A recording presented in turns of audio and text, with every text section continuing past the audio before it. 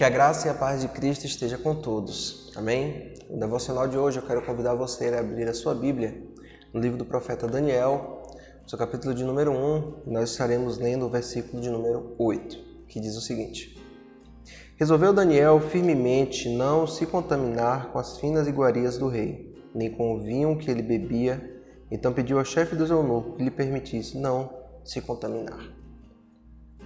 A história de Daniel talvez é uma das histórias que as crianças mais ouviram enquanto eram pequenas, porque é uma história que vai falar sobre o livramento que Daniel tem na cova dos leões, onde ele é jogado e ele passa toda a noite e no outro dia ele está lá ainda vivo.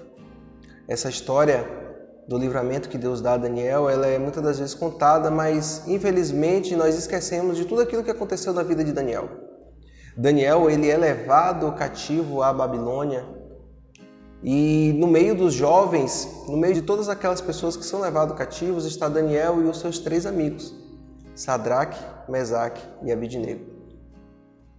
Só que era costume daquela época, toda nação que levava prisioneiros cativos, eles costumavam pegar os melhores, os mais bonitos, os mais apresentáveis, os mais inteligentes, e eles pegavam esses exilados e colocavam para aprender sobre a sua cultura, aprender a sua língua, para que eles pudessem trabalhar dentro desse governo. E Daniel, junto com seus amigos, eles são escolhidos para fazer parte desse grupo de pessoas que estariam envolvidos nos próximos anos em aprender sobre a cultura babilônica. Só que também, como era costume da época, essas pessoas que eram separadas, elas comiam e bebiam da mesma comida que estava na mesa do rei. E o que me chama a atenção na vida de Daniel é que Daniel não recebe uma revelação. Daniel não contempla uma aparição de Deus dizendo que ele não deveria fazer. Daniel, ele não tem nenhum tipo de sonho, nenhum tipo de visão, nenhum tipo de revelação, nenhum profeta fala com ele. Mas Daniel, ao olhar para aquilo, Daniel, que foi ensinado sobre aquilo que era certo e aquilo que era errado, agora diante do errado ele vai olhar e vai dizer assim: não, eu não posso me contaminar com isso. Eu fui chamado para fazer a diferença. Eu fui chamado para ser diferente. Então eu não posso me contaminar com isso. E eu gosto de algumas versões que vai dizer que Daniel propõe no seu coração não se contaminar com o manjar do rei. Então você observa, Daniel, mesmo estando na Babilônia, ele não se deixou contaminar pela Babilônia.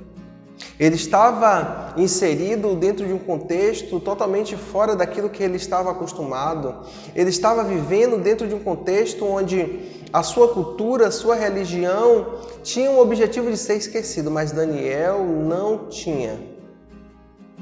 Mesmo sendo ensinado sobre a cultura babilônica, mesmo sendo ensinado sobre os deuses babilônicos, Daniel continuava ainda servindo o único Deus verdadeiro. E o que me chama a atenção é que depois do período probatório, quando o eunuco retorna, Daniel e seus amigos estavam em destaque.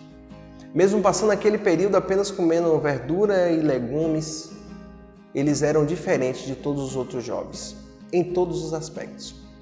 Então, você jovem, que talvez esteja passando por um momento probatório, talvez você jovem esteja passando por um momento onde as bandejas de Satanás têm sido servidas para você e você não tem tido forças para dizer não.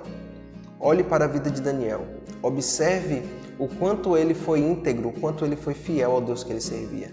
Mesmo diante de ofertas, mesmo diante de manjares, mesmo diante de momentos e situações em que ele poderia dizer sim, a sua carne poderia dizer sim, mas ele olha para tudo aquilo e diz assim: não, eu não posso me contaminar. Então, se Daniel, vivendo na Babilônia, conseguiu dizer não às ofertas, aos manjares, eu e você também conseguimos. Basta apenas nós pedirmos forças ao Senhor, que o Senhor nos ajude, que o Senhor nos sustente, que o Senhor nos fortaleça. Fomos chamados para ser diferentes, fomos chamados para ser separados, fomos chamados para ser santos. Que Deus em Cristo nos abençoe.